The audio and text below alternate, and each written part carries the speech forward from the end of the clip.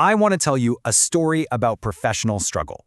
It's about failure, it's about rejection, and it's really about what it takes to find success when it feels absolutely, completely impossible. 47. That's the number. That's how many job interview rejections one chartered accountant mentee faced.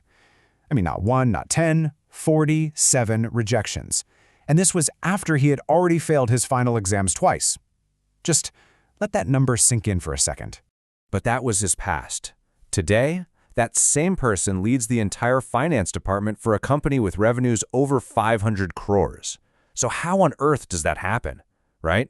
How do you go from 47 straight rejections to the absolute top of your field?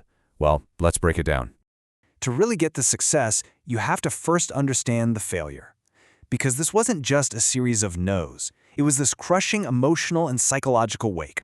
And you can just feel the physicality of that emotion here, can't you? It's not just disappointment, it's an exhaustion that runs so deep that his own chair felt too comfortable for the sheer weight of failure he was carrying. In fact, between rejection emails 38 and 39, he was literally sitting on the floor. And this really gets at a crucial difference. You see, failing an exam is one thing. It's private, it's between you and the paper. But an interview, that's public. You have to dress up, you perform, you get judged right there in person. It feels like a judgment on your entire worth as a person, not just what you know. Can you imagine? You're at interview number 12, sitting in some massive glass office, and you get asked this. He had prepared for every single technical question, but not for this. Not for someone to hand him his own failure and basically ask him to defend it. He fumbled, he over-explained, and of course, he didn't get the job.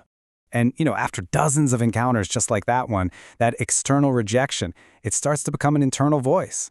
He actually started to believe the story that all these rejections were telling him, that maybe, just maybe, he wasn't cut out for this career at all.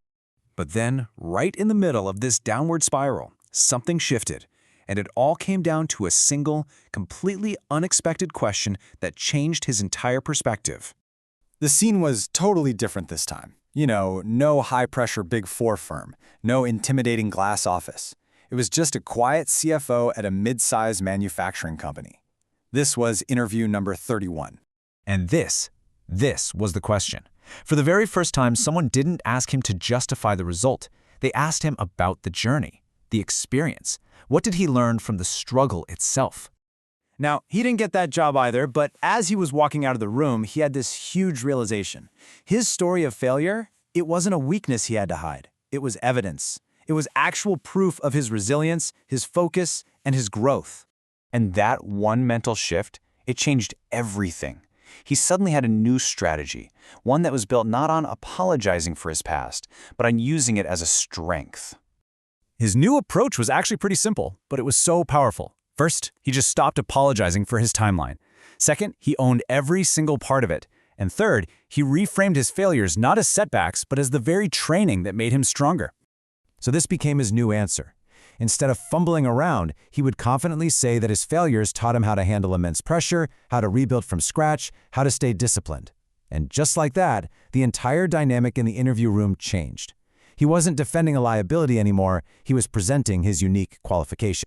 So what's the big takeaway from all of this? I mean, the lesson here isn't just about passing an exam or getting a job. It's about something much, much deeper. And this is really the heart of the story. Those 47 rejections were never about his competence. They were about his confidence. The second he started owning his story instead of defending it, the world's perception of him started to change too. And this message really is for anyone out there who's in the middle of their own struggle. Just remember this. Your timeline is not a measure of your worth. The number of attempts you've made is not your ceiling. And that hard, unglamorous, not yet successful story you're living right now, that is the exact thing that is forging you into someone exceptional. So the question isn't whether or not you'll face setbacks, because we all do. The real question this story leaves us with is this: when you face them, what story will your setbacks tell about you?